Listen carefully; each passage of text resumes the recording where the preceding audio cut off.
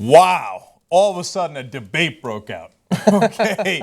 Before, we were playing patty cakes in the first debate, in the first forum. No one really taking any shots at each other, being perfectly pleasant. And so that you didn't get a sense of what do they actually disagree on, right? Yeah. Finally, here, Bernie Sanders and Martin O'Malley saying, here's what we disagree on. And then Hillary Clinton fired back on guns, no pun intended, against Bernie Sanders and saying, here's our disagreements, and I'm more progressive than he is on this issue. She's right about that. She's massively wrong about Wall Street. She says, oh, what, after 9/11, which is the dirtiest, cheapest point I've ever seen made in a Democratic debate. Who is she? I represented Wall Street. What does 9/11 have to do with giving away billions of dollars to the banks? It has nothing to do with it. I feel like Rudy Giuliani's on that stage right now. That's right. 100%. Incredible. That's I right. anticipate tomorrow we're going to be playing that Lois Griffin 9/11 clip a couple of times. Right.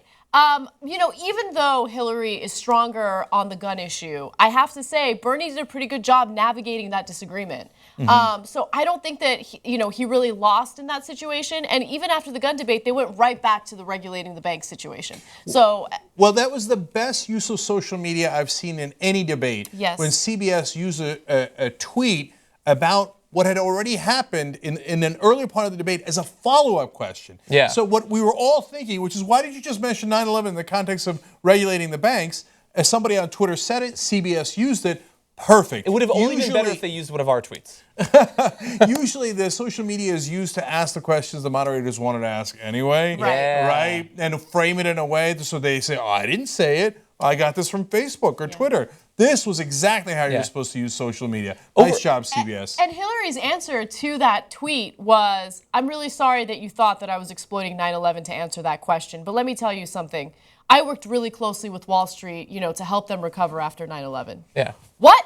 Like, Well, You did it again! You did it again! She also said, I worked with people, like regular people. Like, you think I'm exploiting it. Now, let me talk about the charity work I did for 9/11 victims. So she just doubled down, basically.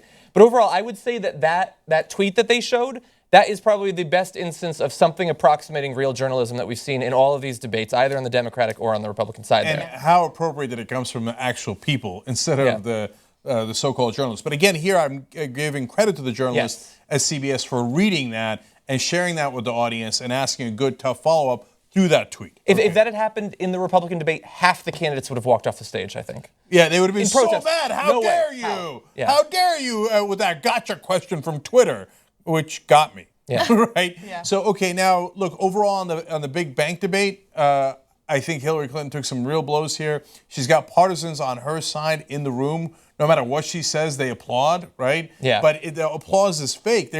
She didn't make any good points. She doesn't regulate the banks. They asked Bernie Sanders, hey, what is it that you think is corrupt about Hillary Clinton's campaign? That's a tough question towards him, because now he's got to actually point out a policy and say this is corrupt, right? Normally you have to be very, very polite in politics. Yeah. Ooh, that's off-putting. He's like, no, I'll tell you, Glass-Steagall. I loved it. Yes. She won't put Glass-Steagall back. That means they get to gamble with investor money. Your money that you put into the bank, they gamble with and keep the profits. Well, that's a real policy position, and that is corrupted by the banks and the money she takes from them. And her reaction to that was, well, the reason why I didn't want to bring Glass-Steagall back is because I felt like it didn't do enough, which is such a lame So we should have less of it. No, she has nothing stronger than Glass-Steagall to propose.